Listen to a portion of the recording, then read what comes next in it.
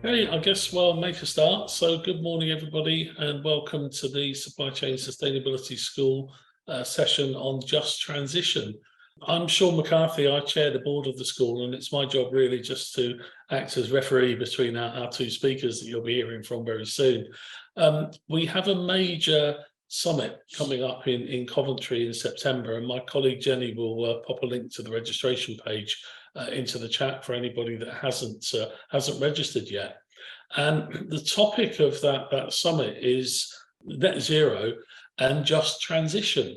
We thought to ourselves, well, does everybody know what just transition means? Do we know what just transition means? It's actually, as you'll learn today, a really broad topic. So what we thought we would do is we get two of my esteemed colleagues together. James Cadman, who's very much our expert on carbon, runs Action Sustainability's consultancy business, and Helen Carter, who's been with Action Sustainability nearly as long as I have, who comes at it from a human rights perspective. So really today is just about having a bit of a conversation about those topics so we can build the understanding, and then when you come along to the conference, to the summit, we can really start to get into the topic in a little bit more detail. So that's really what today is all about. We're recording today, so we will be distributing the recording as well. So what I'm going to do now is just start to hand over to our speakers. So James, would you like to just kick off and introduce yourself first, and then give us your perspective from a point of view of climate change? That's great. Thanks, Shaun, and good morning, everybody. So yes, I'm James. I head up the climate and carbon work within the Supply Chain School and from Action Sustainability. I'm supporting a wide range of sectors with their net zero, science-based targets, those kinds of things. And what we see is a growing knowledge and awareness around climate change. We all see it in the news, but in terms of that corporate awareness of what we need to do and how quickly, more importantly, we need to go, I don't think there are any people out there really who are still unaware or doubting whether we need to do something. It's that pace of change that needs to happen. But as with anything that we see in the developing world of sustainability, the more you look into it, the more complicated it can get. What at first might seem something as simple as being energy efficient or switching your vehicles from internal combustion engine to electric, as you peel back the layers of the onion, you find more and more complexity within that. Just transition sits squarely in that for us. It's that overlap between the people piece and the environmental climate piece as well. But we only need to look in the news this week. If any of you are jetting off on holiday to the Mediterranean in the next few days, you will be aware of the extreme temperatures that are breaking records at the moment. Forest fires in Greece, again, temperatures over 46, 47 degrees in Greece, Italy, Spain, and so on. And it's not just the Northern Hemisphere, the Southern Hemisphere is heavily affected as well. Just one example of that is in Uruguay in South America. They practically have no drinking water left. Their main reservoir that feeds their capital city, Montevideo, is pretty much dry. And they're having to bring in brackish saline water to dilute it, to stretch it further. That's clearly not a great place to be, and it tastes awful if nothing else. So that's one of the impacts, the shifting weather patterns that we're seeing. And this is affecting people directly. It's affecting societies, people individually, economies, and so on. And that's going to have a stress and a strain on the societies that we all live in globally. How do we respond to that? How do we adapt and become more resilient? Some other stats, again, you can find these things really easily in the news if you go searching. There was one semi-depressing stat here that the installation rate of heat pumps, domestic heat pumps to replace boilers for your gas central heating, in the UK, the installation rate is 10 times lower than that of France. And France is doing really well, but they're not known for their eco credentials as much as, say, Scandinavia, and yet they're going at 10 times the pace of the UK. This is the transition we need to have away from fossil fuels to renewable energy sources as soon as possible. We need to do that effectively and economically, of course. We need to have the government incentives to achieve that, but we also need to have the desire and the understanding as to why we should be doing that. So that's borne out in that statistic there, that 10 times lower stats that I just talked about. And then flipping it on its head in some respects, there's a wider issue about the climate crisis. And it might not be surprising that this snippet of news comes from the United States, but there's a weatherman in the US who presents weather on the TV, and he's had death threats for mentioning the climate crisis as part of his weather bulletin updates. So there's still a shift that we need to have in terms of what we need to do and why we need to do it on a global level. And I'm going to finish off with two other points, and I'll hand over to Helen for her to pick up. You might know that COP28 is happening this winter in December in Dubai, the United Arab Emirates. been a lot of controversy around it being hosted by an oil-rich nation. Their primary source of income is from oil and gas and fossil fuels. And even more so, the president for COP28 is Sultan Al Jaber, who is the CEO of ADNOC, the main oil and gas, the Abu Dhabi National Oil Company. That's basically what ADNOC stands for. So it seems to be poacher gamekeeper. He said in a recent interview that we need a transition. We need a transition from fossil fuels away to renewable energy. Great, tick. We need to do it as soon as possible. Wonderful. We need to reduce planning restrictions to allow us to do that more quickly. And he actually cited the UK because he was speaking to The Guardian at the time, saying our planning regulations are too cumbersome. But what he didn't talk about was a just transition. It was very much about, yes, we need to put the technology in, but there was no mention of how we take along the whole of society with us, not just those who can afford it, not just those countries that can afford it. So there's something there about the messaging here that this is for everybody. It's not just transitioning away from fossil fuels for those who can afford a Tesla, for example. And then I'll leave you with one other interesting item from the CEO of Shell, who talked about a just transition. He did mention it. I thought this is going to be interesting. We're talking about a just transition from one of the major oil and gas producers.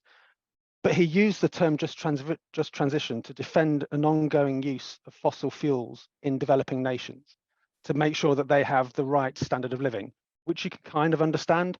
But there was also an issue there about this is prolonging the green transition, or the just transition to a lower carbon economy and society. It's kicking the can down the road in simple terms. So there's a lot of rhetoric around just transition or a transition, but how that is actually delivered so that everyone can be part of it is really crucial. And it's not just shiny solar panels or shiny wind turbines. There's a lot more behind it than that. It is starting to get enshrined a bit more into what countries are doing. Sorry, I like stats, I like numbers. 38% of countries' nationally determined contributions. So these are the things that a country will sign up to as part of the Paris Climate Change Agreement and all the COP process. About 40% of countries globally have got just transition principles embedded in how they're going to reach net zero. But that's 40%, that's great, but it's still only 40%. It's the minority. So we need to grow this and expand this, how we can build more of that just aspect into our transition principles. And I'll hand over there. Thanks, James. So I'm going to build on that. For those of you who don't know me, my name's Helen Carter. I obviously work within Action Sustainability, delivering modern slavery and human rights support into both the school and through our consultancy work as well. And whereas everyone talks to James as the carbon lead, I am the sort of yin to the yang in terms of trying to think about how we create much more of a holistic approach to the climate crisis. And the reason that this is really important is because it's about perspectives. So in 2021, the UN actually declared that the climate crisis was a human rights crisis.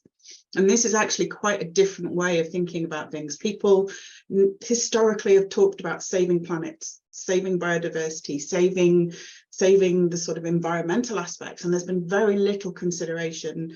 There are people who do consider it, but there's very little consideration on the sort of social impact associated with the sort of environmental degradation that we're seeing.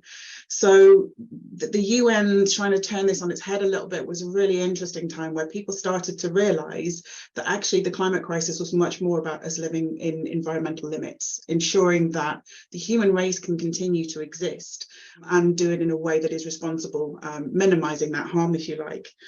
James alluded to, the huge change that we're going to need, and we've seen historically changes happening decade after decade after decade after decade in the way that we tend to operate. This is no different in terms of it's another way of thinking around our energy supplies, the way our businesses operate. But the chief executive of SSE actually talked about the scale of this change and the fact that change of this scale and nature brings around it huge social consequence. So we are not just thinking about reducing our consumption, which obviously we've been doing a lot recently. It is a much more, I hate to say it, but a dynamic shift in the way that we're thinking about energy supply, in the way that we're thinking about all of them, the social consequences that go with that. So if we actually have a look at the impact of climate change, and obviously a big hot topic in the UK at this present moment in time is migration. Lots and lots of challenges around migration levels and immigration into the UK. In 2020, and I've got a stat as well because I'll add to James's, we saw roughly around about 40.5 million people displaced globally. due to issues associated with climate change. Their homes were no longer inhabitable. And displacement in this position isn't just about moving from country to country. Displacement is they've had to move from their homes. It could be county to county, it could be jurisdiction to jurisdiction, but basically they are no longer able to live within their homes. It's predicted that currently that figure will reach something like 275 million people by 2050 if we don't look at the impact of what climate change is doing. Really interestingly, for those of you who saw the David Attenborough expose on climate change, you'll have seen there's a huge area in Louisiana that no longer has anybody living in it because the sea levels have risen so high their homes have been demolished. So just transition is about recognizing the connection between these sort of environmental sort of degradation that we're seeing and the adaptation and response to it from a social perspective. So within the UN, we start to see anything around the SDGs, the Sustainable Development Goals, you'll see around eliminating poverty, around improving livelihoods, around reducing and eliminating modern slavery and exploitation that is existing. All of these are key considerations that need to be added to the conversation around just transition. And it means slightly moving away from what I'm calling the carbon silo mentality. I just have to do something to reduce my net zero, which is where I think a lot of businesses are right now, but start to move it into this idea of interdependencies. You make a decision here around reducing carbon impact and what's the knock-on effect. And for those of you who are familiar with what we do, you'll have heard about blood bricks. You'll have heard about bricks in Asia that fundamentally are encouraging now debt bondage because farmers are no longer able to actually grow their crops. They're incurring debt, having that bought by kiln owners, and then being forced to pay off that debt eternally to produce bricks, which we all know in the construction industry has had a massive shortage. So it would be very interesting to see how many have found their way into the UK supply chain. We see it with solar panels with regards to the sort of Chinese position at this present moment in time. We're seeing it with EV batteries, with lithium creating Chile in China. So we are not able anymore to just focus on carbon. The growing emphasis is getting us to think about those people aspects. So that's the tact I take.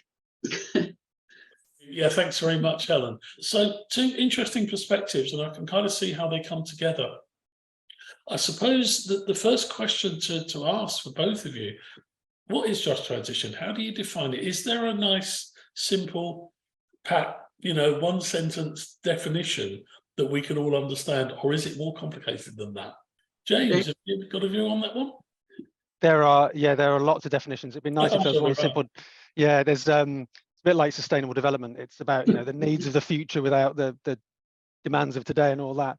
It's about bringing everybody along the journey together, or words to that effect, so we can all shift to a lower carbon society, lower carbon economy, and that everybody's included. So this is very much about inclusivity as well, DE&I, EDI, however you phrase it in your organization. So you'll see, if you go Googling for it, you'll find many different variations on a theme, but they'll all talk about low carbon society, low carbon economy, and that's accessible to everybody. It's inclusive. Yeah, I think one of the things that's really interesting in terms of the evolutions of the definitions was when it was sort of linked into the COP events in the Paris Climate Agreement. It was just transition is green jobs. So it's the easy conversation to have. Well, I say it's easy. It's not. It's a big shift that you need to have. But it's the one that wins votes. It's the one that obviously talks very much to local people concerned about the issues that might be happening in terms of, I work here today in an oil industry, how am I going to work in a solar industry tomorrow? So it talks very quickly to people who are involved. But actually, as we start to see it evolve over the various COPs, and it will be interesting to see the COP28, how they're going to evolve it further, we're starting to see those multi-layers being added. So probably the best definition I've seen was from ILO, because ILO actually created a definition that talked about maximizing social and economic opportunities, minimizing and carefully managing harm. So most transition definitions I've seen have been about, just bringing everybody along. Let's all be nice and bring everybody along. This is the one that recognizes that there is going to be harm in this transition, and that needs to be made aware and managed effectively. So that's probably the best definition I've seen. OECD is another good one. They've got a definition now that talks about workers' rights, that talks about community rights, that talks about people impacted. So again, moving away from it's just about jobs to understanding the impact, I think is really important. There's no standardized definition, unfortunately, but I probably think for me personally, that's the best one because it does have both a positive effect, but also, as James pointed out, my very depressing background, the negative stuff's also mentioned and the risk managed accordingly. So there's a recognition that there will be winners and losers. So, you know, to use an old expression, you can't make an omelette without breaking eggs. There is, but I think from what its perspective is trying to make people more aware of what those downsides are and minimizing them. And the idea is to try and minimize losers. I mean, the reality is, and this is possibly a little contentious, you know, if we actually look at the race for critical minerals right now, China is leading the way. Chile's just found it's privatized, I think, all its mines and or made them public ownership. They're going to be holding on to a lot of the critical minerals that they have that are feeding into batteries. So what's quite interesting is that if we look at the history of supply chains around oil and gas, the West has managed, or the developed global North has managed to go in with its big size 10 boots and say, I want, thank you very much, and just taken what it's wanted. It's not happening now. What we're starting to see is those countries realizing the value of the energy supply that they have and actually saying, no, you're not having it, or we're going to ration it. China's rationing it, Chile's rationing it. What this will mean is that we, as a global North, are actually potentially in a race to lose here, because we do not have access to a lot of the technology that we're asking for, and we're relying on countries who now are bigger and grown up and understand the consequences and going, we don't want to play, or we don't want to play if you're not going to be fair. This is the paradigm shift that you alluded to earlier. You know, it's been very much for 100 years that we've had oil and gas centered on the US, obviously the Middle East, in previous decades Venezuela as well, but not recently, of course. That's shifting, as you say. You know, Chile's coming onto the global stage, other countries, Cornwall's coming onto the global stage. Yes, I saw that. With all of this. So it is shifting. You know, ultimately we will still have energy, because this is all about, can we get energy? We're such an energy hungry species. We do it, everything we do plugs in somewhere. So, and that's only going to grow as more developing nations become developed and more people get more gadgets. It's how we provide that energy in as clean a way as possible. But it's shifting in terms of global politics. That's really what's happening under our feet right now. And the global lithium has been found in Australia recently, hasn't it, I believe? Yes, Australia's definitely committed to a new strategy. They've got a lot of raw materials. The US, I think, are the same. They've got a lot of raw materials. So if you actually look politically how it's all working, and this is where it's getting really, really interesting, is the political stage in terms of, you know, protectionism that's happening around resources. And that's going to have a massive, massive effect on all our supply chains. COVID's enabled us to understand what supply chain now means. Only a few decades into what that is, but people now realize we have supply chains. And if we start to see, I liken this to the next arms race. The next race is energy. Who's got the resources? Who's willing to produce it? Who's willing to do it sustainably and justly, if you like? And protectionism is not new either, is it? I mean, the United States has had a strategic oil reserve for 100 years. Yeah, and buy oil from elsewhere, but actually keep oil in reserve as well. So I guess, but as you say, that behaviour now is happening in different parts of the world where they have the resources. And of course, the technology moves on, doesn't it? So, you know, we all need lithium now. Yeah. Are we going to need lithium in 5 years' time when, you know, salt batteries have been perfected or whatever? Yeah, I think one of the things that's quite interesting for those of you who obviously have been following the work we're doing on solar panels, the US imposed the Uyghur Forced Labour Act in 2021, 22, I should know that, my brain's gone bonkers. But what was quite interesting is that when they did it, they literally introduced this Forced Labour Act that basically says you cannot import anything into the US unless you can prove that it has no links to Xinjiang, where obviously there's lots of big political conversations happening around genocide. There's huge human rights breaches. What was quite interesting was literally about a day later, they then announced this multi-trillion investment that they were going to be having in polysilicon and solar panels. So, you know, the skeptic above you that could go, well, it's lovely they've done that, right, now we see why they've done it. It's not really because of the human rights issue, it's because they realise they're behind the race. So talking about behind the race, we've got a question from Hannah Cowley. Hi, Hannah. Why is the UK falling behind on this agenda compared to our global peers? And how do you think the UK can advance? James, do you want to kick off? Yeah, I know. I think it's a great question. I think for me, we're falling back. There's the lack of investment in infrastructure is a lot of what I see. There's a lot of great startup businesses and commercial organizations who are really innovative and pushing forward on this agenda, but it's the support politically at one level, but also the physical infrastructure, the business infrastructure to support that. That's what's holding us back. I mentioned that stat about heat pumps, for example. Just to drill into that, for example, that's not about the technology of heat pumps because that's global. It's about the training of the individuals who can install them. It's down to that level in many cases, and the funding that goes around that, and the support from government and local authorities and so on. But there's a big issue there for me around that kind of training and infrastructure, making sure it happens. Those are the enablers or the accelerators. The technology is largely there, and it will carry on developing. That's never the issue for me.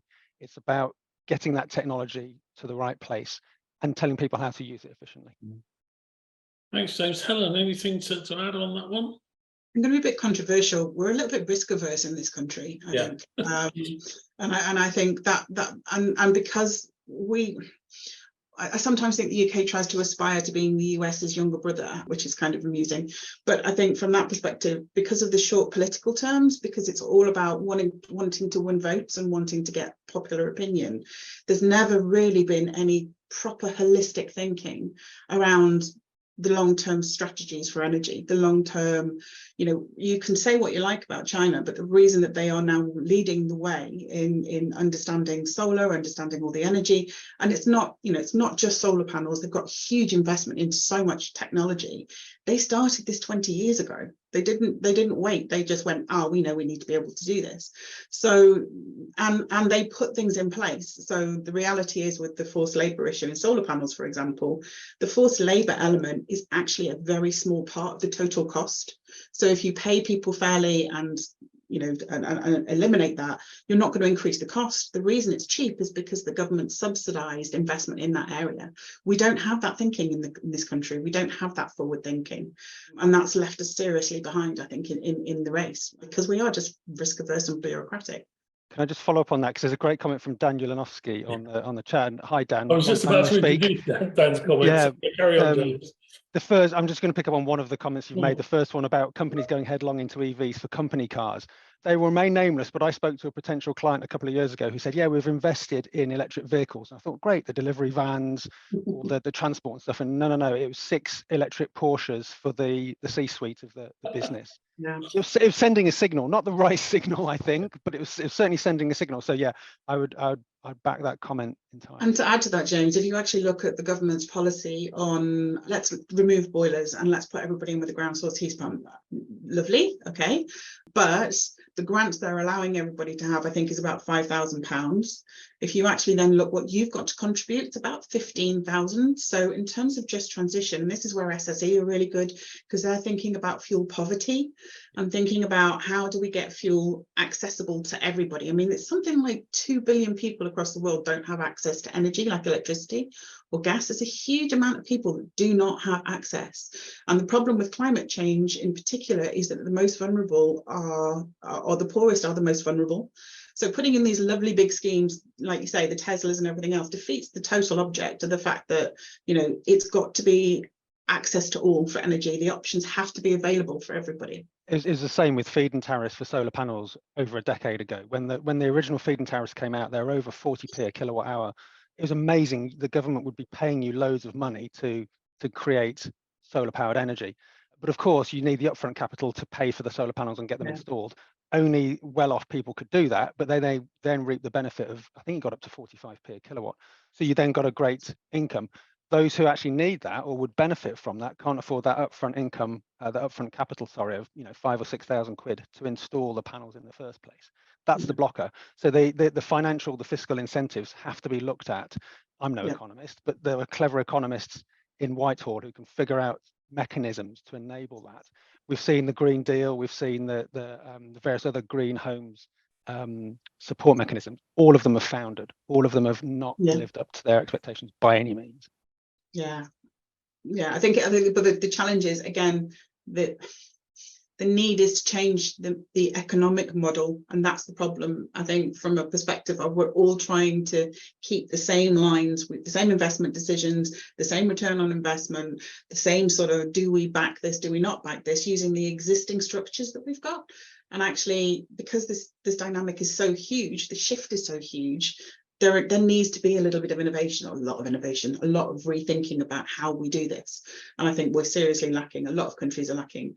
Interestingly, in 2021, the UK actually set up a just energy transition partnership with France, Germany, US, EU, to support South Africa in their decarbonisation, investing a huge amount of money. So it's really interesting that they have that forward thinking, helping other countries, which is not wrong due to the climate debt that is owned, but also not thinking outside the box on shores. So why can't we do a similar thing here to think about how we do decarbonisation? So it's a very strange dynamic, I think. Yeah, and that kind of sounds a little bit similar to carbon insetting, which some of you on the call could well have heard of. We've all heard of carbon offsetting. Carbon insetting, in simple terms, is investing in reducing carbon within the value chain of your own organisation. So you kind of reap some benefit because it's essentially your scope 3 carbon, just to get a little bit technical for a second. But there's that, you could do that on a country-wide scale as well, which sounds similar to what you just indicated there, Helen, about that understanding of where those global supply chains hook up with each other, what those nodes are, and how we can invest in that technology, and clearly the social benefits to go with that. Okay, thanks, James. There's a question come through just in the chat, and also another comment from Matthew Hanley. Do you think our combined construction and supply chain industries needs to change the way we lobby government on these issues? Currently, there's a number of distant bodies, each with their own agendas and commercial interests, which means the direction of travel is not consistent. So the first thing I would say is the supply chain school doesn't lobby. Our partners don't want us to. They want us to stick to our knitting. We're the supply chain school. There's a clue in the title. So we leave the lobbying to other organisations like Green Alliance and Green Building Council, etc. But James, Helen, do you have a view? As I say, it's not something that we do as an organisation, but it does need to be done. And is it done well enough? I think there's a lot of good lobbying that happens from the various chartered institutes, and there are many shades of those that all have 3 or 4 letter acronyms. My concern is that there's too many cooks. So there's not one. I know there's a Green Building Council, and they kind of speak on behalf of the sector, but there are many others out there as well who are also speaking on behalf of the sector. And I feel that the message gets diluted, or it gets spoken in slightly different dialects, if I can use that analogy. So the message isn't as clear as it could be. I would say, though, that the Committee for Climate Change really do throw their weight around in the best possible sense in terms of what's needed for UK economy. So that's not just the construction built environment sector, it's wider than that. But they really do put their weight behind holding the government of the day to account. Doesn't matter what shade of political persuasion they are, they will hold them to account. So that lobbying is great. So getting in line with the Committee for Climate Change for me is the way forward, and supporting them in that consistent message. I'd throw a bit of a spanner in the works on this one, because I think from a lobbying perspective, climate, as in carbon reduction, as in net zero and all that, is really strong, is really vocal. There's lots of organisations talking about this.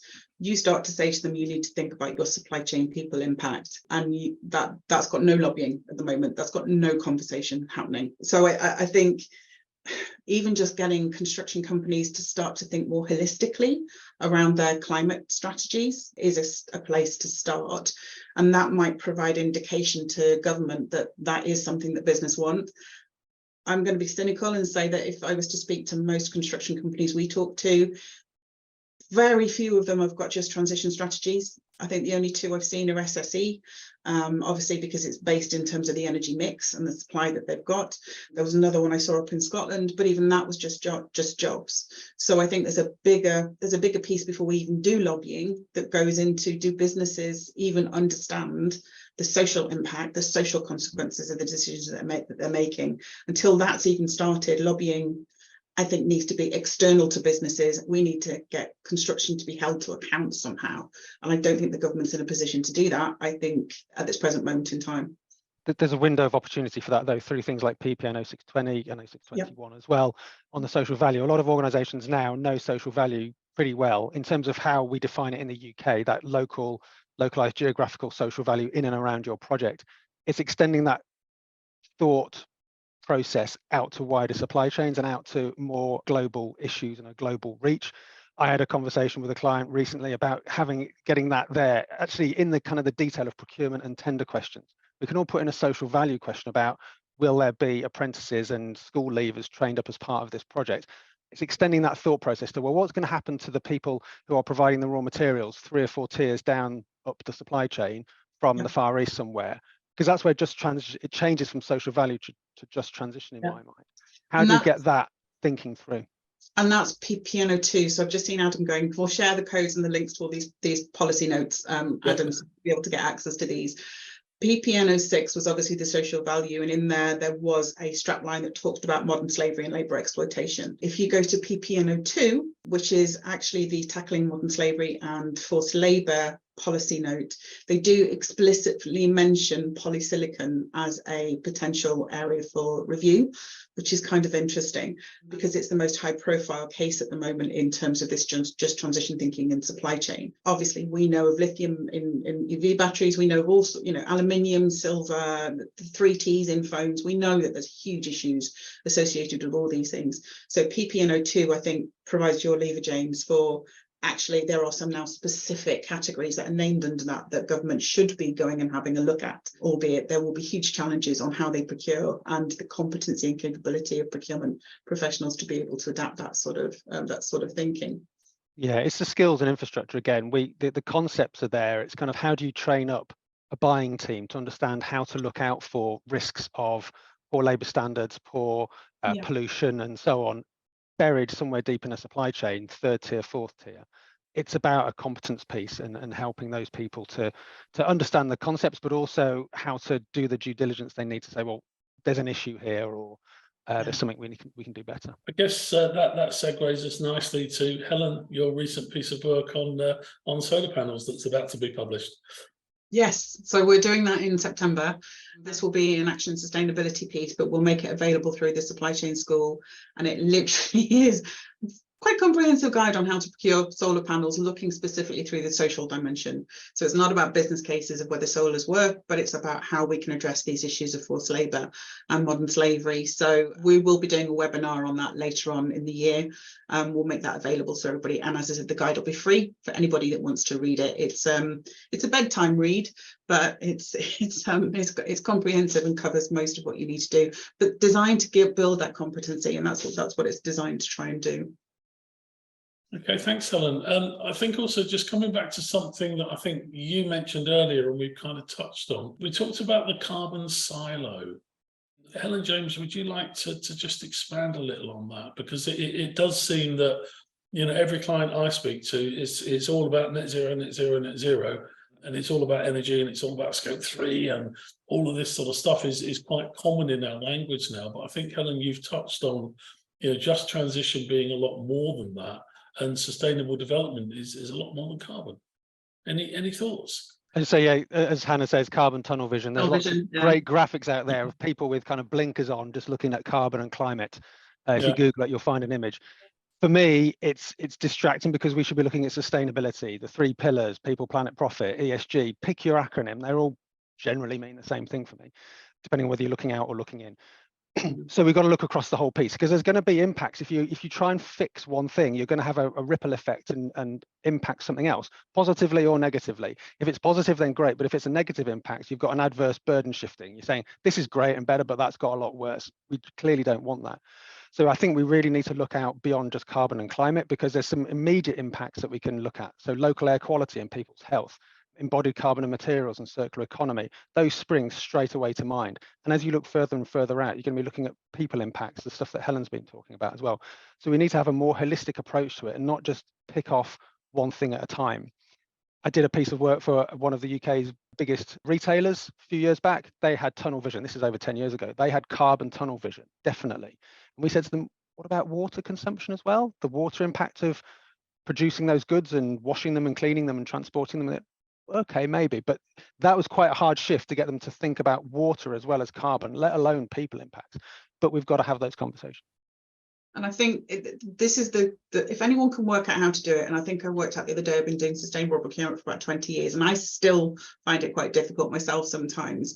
When you do look at a risk analysis, you look at your materiality, you sit there and you say, when I am procuring a solar panel, I have to consider end of life. I have to think about forced labour. I have to think about embodied carbon in aluminium supply, for example. How the hell do I balance all these things together? And that is the real challenge, because just transition, we've gone from sort of 15 years ago when I joined AS, having to talk carefully about carbon, to never talking about carbon, to now only ever talking about carbon. And actually, there are so many unintended consequences of going down that carbon tunnel vision route. The way to think about it is like the catalytic converters that everybody bought in and said, this solves one problem. And then suddenly they went, oops, actually, now we've got all these other problems that we didn't foresee when we brought this in. So every organization needs to have some sort of materiality, some sort of risk assessment process that lays bare what are the challenges that we need to understand. The hard part then, yeah, obviously, is how do I balance these? You know, if I am buying, and we're seeing this for solar panels at the moment, I'm not going to stop buying solar panels. I refuse to, because we've got net zero targets that we need to do. I totally understand that. But at the same time, that's not acceptable to say, therefore we'll ignore. It's what do we do to maximize our opportunity to get the most ethical and sustainably sourced that we possibly can. So it is trying to create a competency in your organization to understand those risks and understand how to balance them. That's still the golden nugget, the sort of ideal pink fluffy cloud, if you like, but it's still what people should be trying to aspire to. Yeah, thanks, Helen. We've got a few questions popping into the chat, and this is the subject that we were going to cover anyway. Legislation and legal frameworks around these issues. From both of your perspectives, what's coming? You know, we know there's lots of new legislation coming down in the pipeline that is going to affect all of us. How do either of you see that? Helen, do you want to just kick off with that one, and then James? Yeah, there's a bit that Dan's put into the chat actually, which is a really good point I was going to mention as well. So obviously we've got the UK Transition Plan Task Force that's in place, and we'll send a link to the framework. Well, the consultation's closed now, but the framework provides you with some really good guidance in terms of what is your ambition, what action should you be taking, and who's accountable to it, and explicitly links the interdependencies when you're linking with workers and social. The reason this is really important is, one, I think for Hannah's point of, is there any good sort of template of good practice that links in?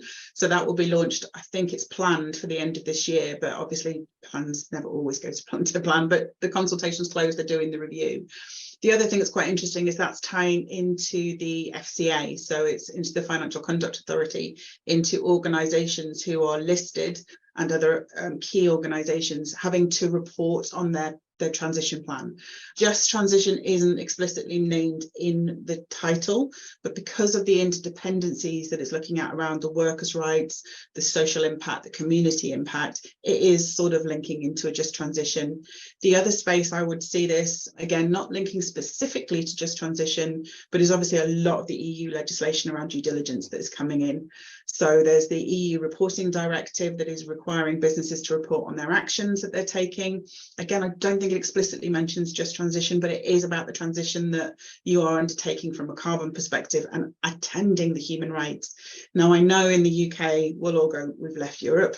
Well, we've left the European Union, we haven't left Europe, which means that fundamentally we are still going to be trading. So any country if you export, then you are going to be bound by those rules, the same in Germany. So if anyone comes to any of the sessions that we do in the school and reads our blogs in AS on sort of tsunami, if you like, of legislation, it's hard to talk about what's not coming rather than what is, because there's so much of it. And it is starting to balance due diligence around human rights and the environmental aspect. And that's the next 2 or 3 years, we'll start to see a real impact, I think, from a business perspective.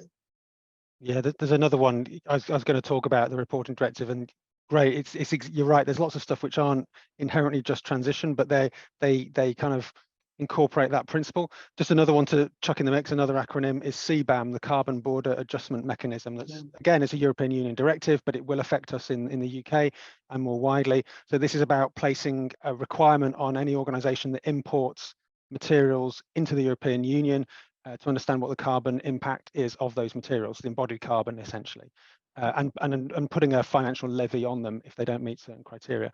That is inherently going to drive a lower carbon economy. That's the whole purpose of it, but it's got to be done with that just transition of process and principle in mind.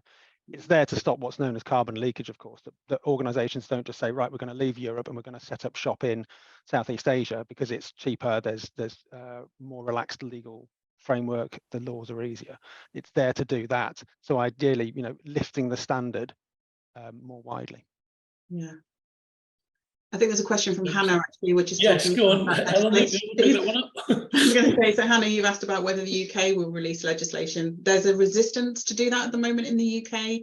Again, I'm not going to get political as to why that exists, but the reality is that they believe they've captured it through the new changes in procurement regulations. So a lot of the changes that are happening in the procurement regs do have vehicles in there to allow you to apply due diligence, to actually even start to think about banning goods that might be linked to forced labour, for example. Now, my understanding from looking at them is they're not particularly prolific. They're more a vehicle and a mechanism that are there if you want to use them, rather than necessarily being something that's mandated. And that's what we're seeing with things like the policy notices, for example. PPN 06 and PPN 02 are sort of more like they're things that we need to think about. So at the moment, there isn't an explicit desire to have a due diligence aspect associated with it. But at the same time, they believe they put some mechanisms in place that makes it better than what we've got. We'll see once the public regs go live, once they're issued. Yeah, I guess we're seeing a lot of international businesses that just follow the EU rules across the world anyway. Yeah, because the EU is leading the way in many of these things, and certainly my work recently with a very large multinational client, the new German regulations, which are about the most stringent in the world, they've gone, okay, we'll comply with Germany then. Everywhere in the United States, in Japan, wherever they operate, in Eastern Europe or wherever. So I think it's very easy to go, we've left the EU, so we don't have to bother with this. It's not the case. If the EU is leading, then businesses will follow the EU's lead. And I think it depends if you're a glass half empty and a glass half full person. I'm of the opinion personally that if a business wants to do this, the increase in international legislation now makes it easier than ever to do it because of all of the different pieces of legislation. So when the Modern Slavery Act came out, for example, people talking about transparency were like, I have no idea how to do that because nobody can go into a country and suddenly demand. Then we got the Australian Act, which actually gave access to Asia Pacific because that's where they did. Then we've got the Canadian Act, then we've got Japan's Act. So the reality is that even though the legislation might not have the teeth in the UK anymore, because this is international legislation, it's harder to find a country that doesn't have something in place or is having a conversation than it is to find somebody who's not. Unfortunately, the UK is a little bit of an outlier. For just for those of you who don't know, obviously the British standard BS 25700 was launched in January, August last year, but officially in January. That was looking at an organisational response to modern slavery, forced labour. There has been permission now. We're going to start producing that standard into an ISO standard from September this year. And what was really interesting is the countries that actually voted to have the standard in place, looking at forced labour and labour rights. So we were talking about Democratic Republic of Congo, Peru, St. Lucia, even China.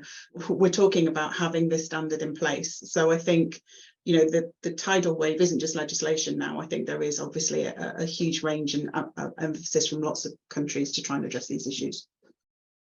Thanks, Helen. I guess we could talk about this forever, and I'm very conscious of the time and need to start looking at the script that you gave me to make sure we cover everything, and then starting to wrap things up.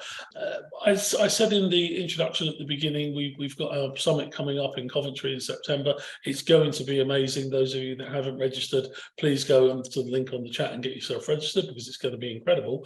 Helen, would you like to talk about, you're putting together obviously the session on just transition. Would you like to talk a little about about the speakers and some of the examples of good practice that we can touch on today, but cover in much more detail when we meet in Coventry? Yep, so come along, it'd be lovely to see some of you there. I'll be facilitating the Just Transition slot. James, I think, is doing the majority in the climate change, so we're double acting most of it ourselves from that perspective. We have SSE there. As I've mentioned, they're probably one of the most comprehensive strategies that I've seen on Just Transition. They're providing the keynote speak. We have a gentleman called John Morrison, who I've had the privilege of listening to and being part of one of his courses, actually, who is the director of the Institute of Human Rights and Business, who provides very much a really good global perspective on what Just Transition is and the social impact in particular. We've got a lady called Elaine Mitchell-Hill, you may be familiar with, probably through Marshalls, but also they own a company called Viridian Solar. So she's going to be providing a really interesting overview on some of the challenges around sourcing within that space. And then we have Andrew Day, and you may have known him a while ago, but he's actually providing the Hill Group, that's who he works for now.